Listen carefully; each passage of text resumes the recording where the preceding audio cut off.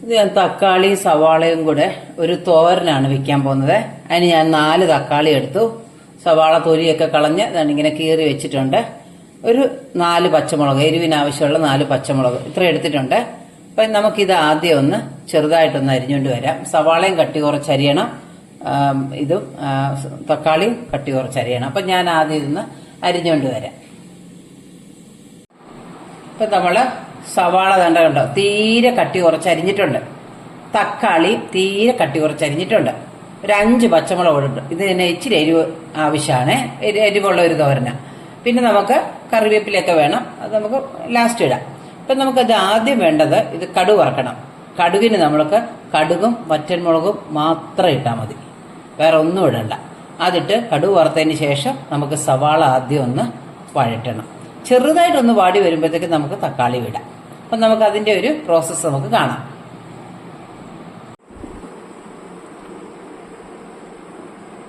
വെളിച്ചെണ്ണ ഒഴിച്ച്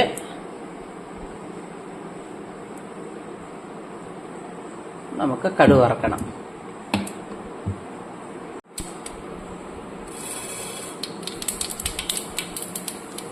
ഇത് 2 വറ്റൽമുളക് കൂടിട്ട് ഇനി നമുക്കിതിനകത്തോട്ട് സവാള ഇടണം. ഈ സവാളയ്ക്കകത്തോട്ട് ഒരല്പം മഞ്ഞപ്പൊടി. നമുക്ക് നന്നായിട്ടൊന്ന് ഇളക്കാം. സവാള ഇട്ട് കഴിയുമ്പോൾ നമ്മളൊന്ന് ശ്രദ്ധിച്ചോണേ, ഇല്ലെങ്കിൽ കരിഞ്ഞു പോകും.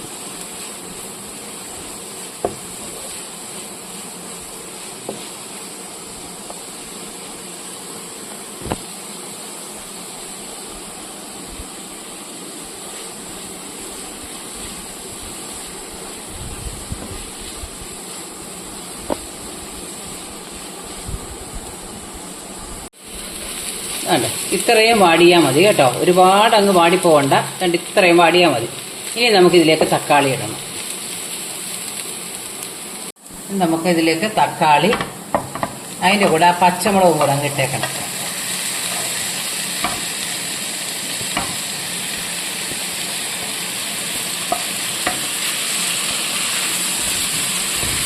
നന്നായിട്ട് അങ്ങ് ഇളക്കുക. അടച്ചൊന്നും വെക്കണ്ട. അടച്ചു വെച്ച് കഴിഞ്ഞാൽ ഈ തക്കാളി അങ്ങ് വെന്ത് പോവും. അങ്ങനെ ചെയ്യരുത്.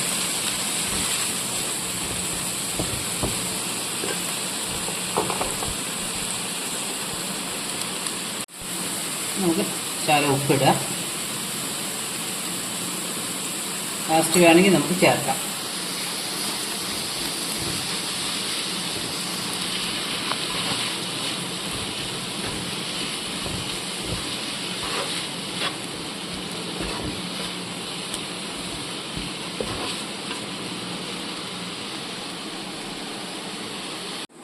നമ്മൾ തേങ്ങ എടുക്കണം. തേങ്ങയ്ക്കകത്തോട്ട് ഞാനൊരു 4-5 വെളുത്തുള്ളി ചതച്ചിട്ടിട്ടുണ്ട്. നമുക്ക് ഇത് അരയ്ക്കാനൊന്നും പോകണ്ട, നമ്മുടെ കൈ കൊണ്ടങ്ങ് ഞെരടി ഇട്ടുവെച്ചാൽ മതി. നമുക്ക് വേറെ പൊടികളൊന്നും ഇതിനകത്ത് ചേർക്കണ്ട. ഞാൻ കറിവേപ്പിലയും കൂടെ ഇതിനകത്തോട്ടിട്ട് നന്നായിട്ടങ്ങ് ഞെരടുക. ഇത് ചതക്കേണ്ട കാര്യമൊന്നുമില്ല, കൈ കൊണ്ട് ഞെരടി ഇടാവുന്നേ ഉള്ളൂ. പിന്നെ തേങ്ങാപ്പീര് അതുപോലെ ആയിരിക്കണം. നമുക്ക് അടലോ അങ്ങനെ എന്തെങ്കിലും ഉണ്ടെങ്കിൽ നമുക്ക് ഇടാൻ പറ്റത്തില്ല.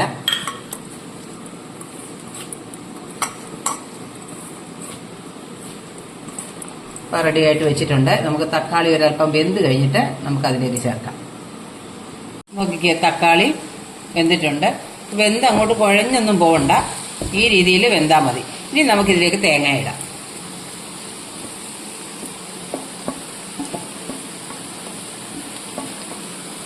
തേങ്ങയിട്ട് തേങ്ങ ഒന്ന് ചൂടാവണം.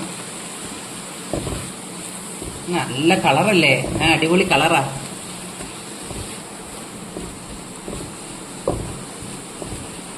ഇതൊന്ന് ജസ്റ്റ് ഒന്ന് കൂട്ടി വെച്ച് ഒന്ന് ചൂടായിട്ട് നമുക്ക് വാങ്ങാം.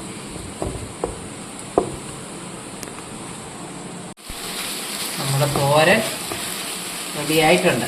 എന്ത് സിമ്പിളായിട്ടുള്ളൊരു പരിപാടിയാണ്. പിന്നെ സവാളയും ഒക്കെ ഒന്ന് ഒത്തിരി വെന്ത് പോകാതെ കരിഞ്ഞു പോകാതെ ഒന്ന് നിൽക്കണം.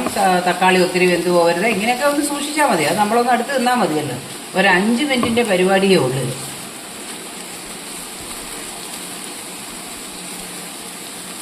നമ്മുടെ തോരൻ റെഡി ആയിട്ടുണ്ട്. ഇനി ഞാനിതൊരു പാത്രത്തിലോട്ട് മാറ്റട്ടെ. നമ്മൾ തോരന് ഒരു പാത്രത്തിലേക്ക് മാറ്റാം.